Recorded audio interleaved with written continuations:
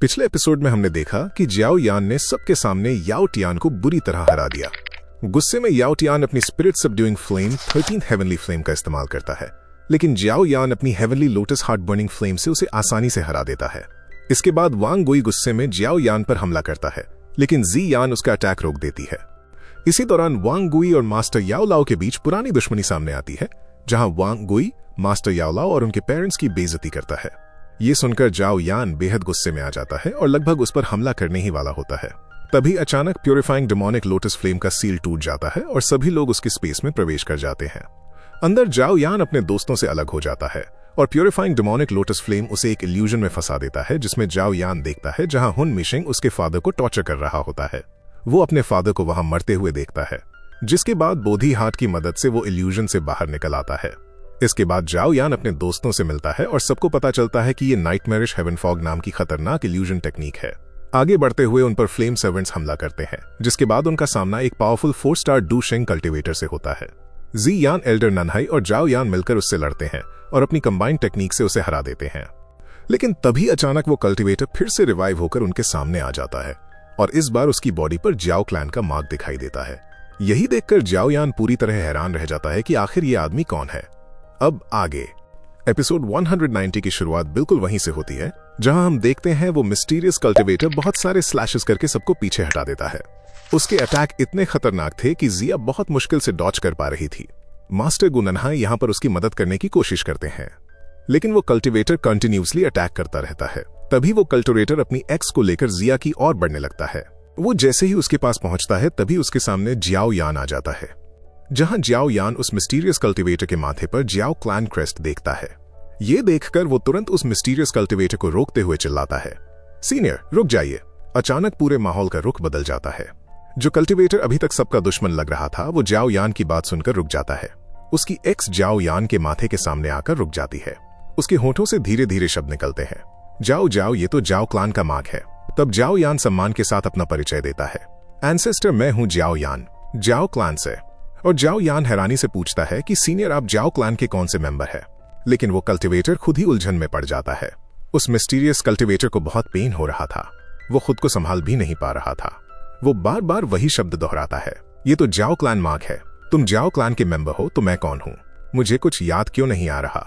उसे तो अपना नाम तक याद नहीं था। तभी वहां मौजूद मास्टर गु ननहाई एक बड़ा खुलासा करते हैं। वो कहते हैं कि ये आदमी कोई और नहीं बल्कि जाओ chain of the blood x है। ये ब्लड एक्स मैंने एंशिएंट बुक्स में देखी थी। मैंने उनमें ही इसके बारे में पढ़ा था। ये और तो कोई नहीं हो सकता, महान जाओ शुआन का कजन और उस दौर का एक लेजेंडरी प्रोडिजी जाओ चेन ही है।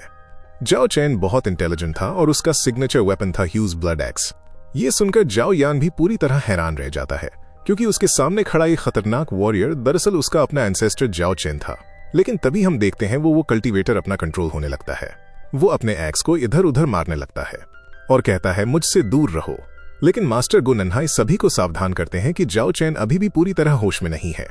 वो प्यूरिफाइंग डेमोनिक लोटस फ्लेम के कंट्रोल से लड़ रहे हैं और उसी की वजह से उनकी कॉन्शियसनेस बुरी तरह टूट चुकी है। दर्द से तड़पते हुए जाओ चेन चिल्लाते हैं मुझसे दूर रहो। तभी वो आगे बढ़ता है। वो देखता है कि सीनियर अंदर ही अंदर प्यूरिफाइंग डेमोनिक लोटस फ्लेम से रहे हैं, लेकिन जाओ यान पीछे नहीं हटता। वो आगे बढ़ता है और उसके सामने आ जाता है। वो कहता है एंसेस्टर मैं आपकी मदद करने आया हूं। उनके साथ कल्टिवेशन फॉर्म में बैठ जाता है। वो अपने पावर से उनके प्यूरिफाइंग डेमोनिक लोटस फ्लेम को सप्रेस करने की कोशिश करता है, जिसमें कि वो कामयाबी हो जाता है। कुछ पल के लिए जाओ चेन को थोड़ा होश आता है और वो धीरे से कहते हैं थैंक यू। इसके बाद दोनों के बीच एक बेहद इमोशनल कॉन्वर्सेशन शुरू होती है। जाओ चेन पूछते हैं लड़के, क्या जाओ क्लैन अभी भी ठीक ठाक है? ये सवाल सुनकर जाओ यान का दिल टूट जाता है। वो भारी आवाज में जवाब देता है अब जाओ क्लैन एग्जिस्ट नहीं करता, यानी जाओ क्लैन अब खत्म हो चुका है। फिर जाओ यान बताता है कि एंसेस्टर जाओ शुआन ने महसूस किया था कि क्लैन की डोडी ब्लड लाइन खत्म होने वाली है, इसलिए उन्होंने एक बड़ा गैम्बल खेला। उन्होंने पूरे क्लैन की ब्लड लाइन पावर को इकट्ठा करके बैटल एम्परर डूडी बनने की कोशिश की, लेकिन किस्मत ने उनका साथ नहीं दिया और वो कोशिश फेल हो गई। लेकिन कहानी यहीं खत्म नहीं होती। जाओ यान बताता है कि उसी मौके का फायदा उठाकर उस कम्युने सोल क्लैन ने धोखे से एंसेस्टर जाओ शुआन पर सरप्राइज अटैक कर दिया था। उस भयानक लड़ाई में जाओ शुआन बुरी तरह घायल होकर हार गए। हालांकि उनकी सोल का एक छोटा सा फ्रैगमेंट किसी तरह हेवनली टूम में बच गया था। उसी सोल फ्रैगमेंट ने बाद में जाओ क्लैन की बची खुची ब्लड लाइन पावर को मुझे दे दी, ताकि मैं एक दिन जाओ क्लैन को फिर से रिवाइव कर सकूं। जैसे ही जाओ चैन को पता चलता है कि पूरा जाओ क्लैन खत्म हो चुका है, वो पूरी तरह टूट जाते हैं। भावुक होकर वो कहते हैं कि एल्डर ब्रदर जाओ शुआन भी हार गया है और अगर वो उस समय क्लैन के साथ होते तो शायद ये दिन नहीं देखना पड़ता। लेकिन जाओ यान अपने एंसेस्टर को संभालते हुए कहता है कि इसमें उनकी कोई गलती नहीं थी। सोल क्लैन की ताकत इतनी खतरनाक थी कि कोई अकेला उन्हें रोक ही नहीं सकता था। इसके बाद जाओ यान कहता है कि अभी मायूस होने का टाइम नहीं है। सबसे जरूरी काम यह है कि उन्हें जल्दी से जल्दी इस डीमन फायर रेम से बाहर निकलना होगा, वरना हमारी एनर्जी खत्म हो जाएगी और सबकी मौत तय है। फिर वो सीधे मुद्दे पर आता है और पूछता है, एंसेस्टर जाओ चैन, क्या को प्यूरिफाइंग डीमन फायर की रियल लोकेशन पता है? जाओ चैन चेतावनी देते हैं कि प्यूरिफाइंग डीमन फायर कोई मामूली चीज नहीं है। उसकी पावर पूरी तरह अनफैथमेबल है और उसके सामने कोई टिक नहीं सकता। लेकिन जाओ यान बिना डरे जवाब देता है, तो क्या हुआ, इससे कोई फर्क नहीं पड़ता। वो कहता है कि जब वे यहाँ तक आ ही गए हैं तो एक फियर्स बैटल तो तय है, तो बेहतर यही होगा कि वे पहले हमला करें और आखिरी दम तक लड़ें। जाओ यान का ये जज्बा देखकर जाओ चैन का खून भी खौल उठता है। उन्हें गर्व होता है कि ये सच में जाओ क्लैन का खून है। जिसके बाद वो अपनी एक्स को लेते हैं। वो जाओ यान और बाकी लोगों को उन्हें फॉलो करने को कहता है। इसके बाद जाओ चैन सबको लेकर उस असली खतरे की तरफ बढ़ते हैं। कुछ ही देर बाद वो रुककर कहते हैं, हम पहुंच गए। हम देखते हैं कि वो एक बहुत ही बड़े पैलेस के अंदर जाते हैं। जैसे ही सब लोग वहां पहुंचते हैं, सामने का नजारा देखकर सबके होश उड़ जाते हैं। उस पैलेस के फोन पर purifying lotus demon flame human form में बैठा हुआ था। वो एक ईविल मुस्कान के साथ कहता है, जैसा एक्सपेक्टेड था, मुझे अपने फायर सर्वेंट से तुम लोग कुछ दिलचस्प लोगों को यहां तक ले आए हो। फिर वो एटीट्यूड में पूछता है, क्या तुम सब मेरे फायर सर्वेंट्स बनने के लिए तैयार हो? इसके बाद वो एक खुली चुनौती देता है, अगर तुम मुझे डिफीट कर दो तो तुम्हें source of the demon fire मिल जाएगा, लेकिन अगर तुम हार गए तो तुम सब हमेशा के लिए इसी डीमन फायर रेल्म में कैद होकर रह जाओगे। जिसके साथ प्यूरिफाइंग लोटस डीमन फ्लेम उन पर प्रेशर लगाना शुरू कर देता है। सामने खड़े प्यूरिफाइंग लोटस डीमन फ्लेम की पावर इतनी टेरिफाइंग थी कि वहां मौजूद मास्टर गू नन्हाई तक घबरा जाते हैं। वो डरते हुए कहते हैं, इसका कितना ऑरा ओवरवेलमिंग है। लेकिन दूसरी तरफ जाओ यान बिल्कुल काम रहता है। वो मुस्कुराते हुए कहता है, तुम ऐसी ट्रिक्स खेल रहे हो मेरे साथ। वो समझ चुका था कि ये सब एक इल्यूजन है। जाओ यान बताता है कि प्यूरिफाइंग लोटस डीमन फ्लेम अब पहले जैसी नहीं रही, बल्कि उसने प्योर लोटस डीमन सेंट की पूरी लेगेसी हासिल कर ली है। इसलिए उसके इल्यूजन्स इतने रियलिस्टिक हो चुके हैं कि कोई भी आसानी से धोखा खा सकता है। ये सुनकर जी यान और मास्टर याओ लाओ दोनों हैरान रह जाते हैं। मास्टर याओ लाओ कहते हैं कि आसपास की एनर्जी बिल्कुल असली लग रही है, इसलिए उन्हें यकीन ही नहीं हो रहा कि ये सब एक इल्यूजन है। तभी जाओ यान एक बड़ा राज खोलता है। वो समझाता है कि हम सब रियल है, लेकिन हम एक इल्यूजन के अंदर फंसे हुए हैं। फिर वो बताता है कि जब से उन्होंने उस गेट के अंदर कदम रखा है, तभी से वे नाइटमेयर मिस्ट नाम की टेरिफाइंग इल्यूजन टेक्निक में फंस चुके हैं। अगर वे उसी रास्ते पर चलते रहे जो डीमन फायर उन्हें दिखा रही है, तो धीरे धीरे वे और गहरे इल्यूजन में डूबते जाएंगे और आखिर में उसके फायर स्लेव्स बन जाएंगे। ये सुनकर मास्टर गू नन्हाई भी शॉक में आ जाते हैं। वो पूछते हैं, क्या इसका मतलब है कि अब तक जो फायर स्लेव्स हमने देखे, यहाँ तक कि जाओ चेन भी वो सब इल्यूजन्स थे? लेकिन जाओ यान तुरंत साफ करता है कि जाओ चेन असली है। बस उनका दिमाग प्यूरिफाइंग लोटस डीमन फ्लेम के कंट्रोल में है। जाओ यान कहता है, ये असली खेल है। वो समझाते हुए कहता है, सच के अंदर झूठ और झूठ के अंदर सच। यही इस डीमन फायर की सबसे खतरनाक चाल थी। जाओ यान की समझ देखकर खुद प्यूरिफाइंग लोटस डीमन फ्लेम भी थोड़ा इंप्रेस्ड हो जाता है और कहता है, इंटरेस्टिंग। उसे भी हैरानी होती है। वो जाओ यान से पूछता है, नाइटमेयर हेवनली मिस्ट के बारे में इतनी गहरी जानकारी कैसे है? लेकिन अगले ही पल वो अपना असली रंग दिखाता है और एक भयानक हमला कर देता है। वो कहता है, क्या तुम्हें लगता है कि ये सब इल्यूजन है? ये कहते ही वो उस प्लेटफॉर्म के आसपास डीमन फ्लेम एक्टिवेट कर देता है। ये अटैक इतना रियल लगता है कि जी यान भी चौंक जाती है और कहती है, जाओ यान, ये फेक नहीं लग रहा। प्यूरिफाइंग लोटस डीमन फ्लेम घमंड से हंसते हुए कहता है, लड़के, तुमको ज्यादा ही ओवर एस्टिमेट कर रहे हो। वो ताना मारते हुए कहता है कि तुम जैसे चींटियों को मारने के लिए उसे किसी इल्यूजन की जरूरत नहीं है। और अगले ही पल वो एक टेरिफाइंग अटैक छोड़ देता है, जिसमें आसमान से एक ह्यूज स्वॉर्ड उनके ऊपर अटैक करने के लिए आती है, जिससे चारों तरफ भयानक तबाही मच जाती है। ये देखकर मास्टर याओ लाओ तुरंत सबको चेतावनी देते हैं, सब लोग प्रोटेक्शन शील्ड एक्टिवेट करो, क्योंकि अब उनका सामना उस एनिमी से था जिसकी पावर सच में नेक्स्ट लेवल पर थी। जब प्यूरिफाइंग लोटस डीमन फ्लेम का टेरिफाइंग अटैक सबकी तरफ आता है, तभी अचानक जाओ यान जोर से सबको रोकते हुए कहता है, सब लोग ध्यान से सुनो, अपने आप को प्रोटेक्ट करने की जरूरत नहीं है। ये सुनकर सब लोग हैरान रह जाते हैं, क्योंकि इतनी खतरनाक अटैक के सामने कोई भी अपना बचाव क्यों नहीं करेगा। तभी जाओ यान समझाता है कि ये सब असल में डीमन फायर इल्यूजन है। इसकी ताकत लोगों के डर और सोच पर डिपेंड करती है। अगर वे जितना ज्यादा रेजिस्ट करेंगे, इल्यूजन का बैकलैश उतना ही खतरनाक हो जाएगा। इसलिए जाओ यान सबको कहता है कि अगर उनका रिजॉल्व मजबूत रहेगा और वे डरेंगे नहीं, तो ये इल्यूजन उन्हें छू भी नहीं पाएगा। ये सुनकर प्यूरिफाइंग लोटस डीमन फ्लेम गुस्से में चिल्लाता है, तुम ये क्या बकवास कर रहे हो। वो कहता है कि मौत सामने खड़ी है और फिर भी कोई इन बेकार बातों पर कैसे भरोसा कर सकता है। लेकिन जाओ यान बिल्कुल नहीं डरता। वे स्वॉर्ड सीधे आकर प्रोटेक्शन शीट से टकरा जाती है, जो कि मास्टर यावलो और बाकी सबने बनाई थी। और तभी एक चमत्कार होता है। जाओ यान ने एक ही फिंगर से उस स्वॉर्ड को रोक दिया था। तभी वो टेरिफाइंग इल्यूजन टूटने लगता है। जाओ यान कॉन्फिडेंटली कहता है, शायद तुम ही हो जो फिजूल की बातें कर रहे हो। वो साफ कह देता है कि चाहे इल्यूजन कितना भी रियलिस्टिक क्यों ना हो, इल्यूजन तो फिर भी एक इल्यूजन ही होता है। लेकिन असली झटका तब लगता है जब जाओ यान एक खास टेक्निक एक्टिवेट करता है, सील ऑफ नाइटमेयर शैटरिंग। ये वही टेक्निक थी जो नाइटमेयर मिस्ट इल्यूजन को पूरी तरह डिस्ट्रॉय कर सकती थी। ये देखकर खुद प्यूरिफाइंग लोटस डीमन फ्लेम भी चौंक जाता है और पूछता है, तुम इस टेक्निक को कैसे जानते हो? जिसके साथ ही जाओ यान उस इल्यूजन को पूरी तरह डिस्ट्रॉय कर देता है। जैसे ही इल्यूजन टूटता है, वो वापस उसी लोकेशन में आ जाते हैं।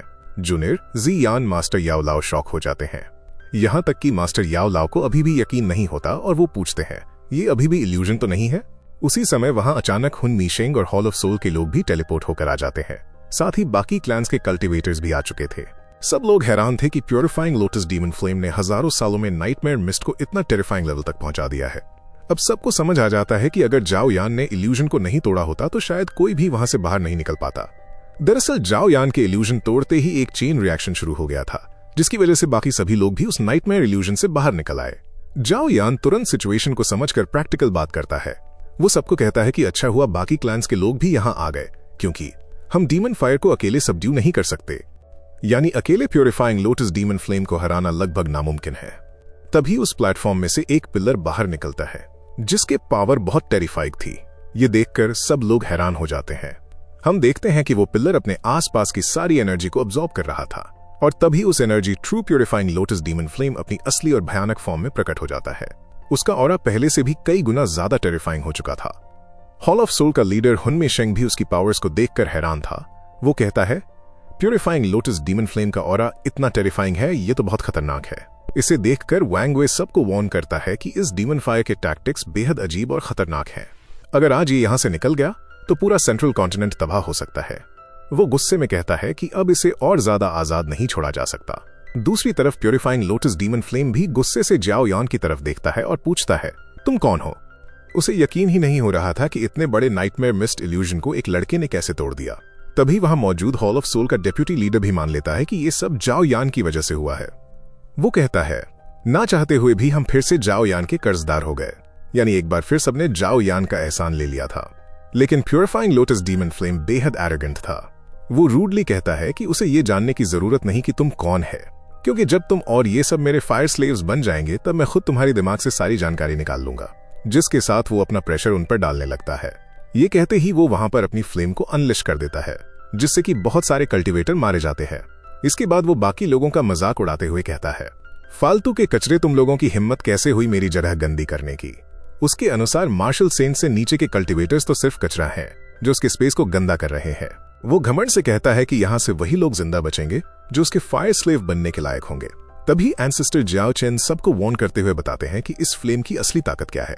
वो कहते हैं कि अभी प्यूरिफाइंग लोटस डीमन फ्लेम की स्ट्रेंथ लगभग पीक 5 स्टार मार्शल सेंट के बराबर है, और अगर उसकी स्पेशल एबिलिटीज को भी जोड़ दिया जाए तो वो आराम से 6 स्टार मार्शल सेंट से भी टक्कर ले सकता है।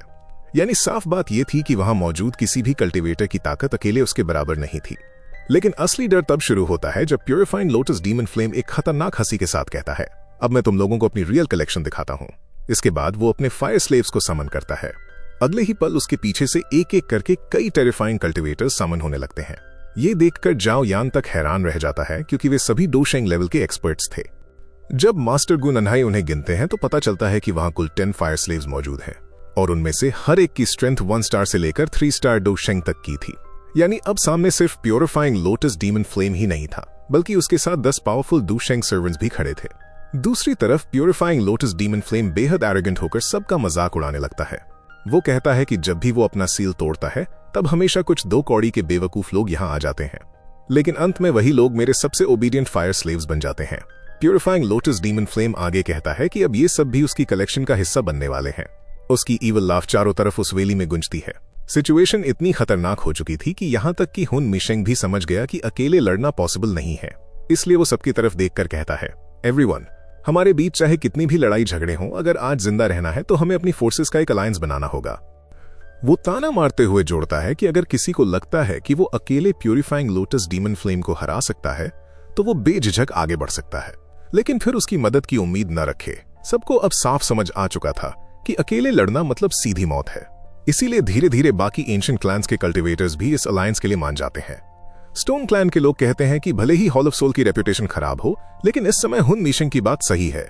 इसके बाद मेडिसिन क्लैन और बाकी क्लैंस भी मजबूर होकर इस टेम्पररी अलायंस में शामिल हो जाते हैं। इसी बीच जूनियर थोड़ा चिंतित होकर जाओ यान से पूछती है, ब्रदर जाओ यान, हमें क्या करना चाहिए? तब जाओ यान एकदम लीडर की तरह सिचुएशन को एनालाइज करता है।